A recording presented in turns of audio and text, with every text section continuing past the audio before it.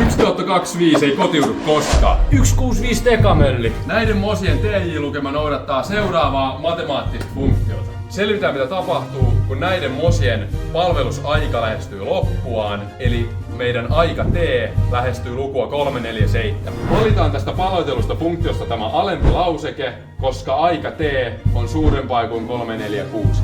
Eli limes t lähestyy 347 funktiolla 1/347 minus t.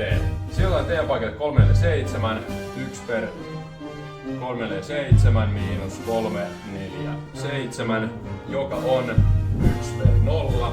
Nollalla jaettaessa luku nousee äärettömään. Eli kun aika t lähestyy 347, meidän funktioarvo, eli tj-lukema, lähestyy ääretöntä. Kun katsotaan tätä tj-funktion kuvaajaa, huomataan, että se laskee tasaisesti muuten kuten pitääkin, mutta kun alkaa intin viimeinen palveluspäivä, eli tässä kohtaa kun tulee päivä 346, TJ-lukema lähtee radikaaliseen nousuun ja saavuttaa äärettömyyden yhden päivän aikana. Tämä tarkoittaa sitä, että saapumiserän 1/25 mosat ei kotiudu koskaan. Miten niin?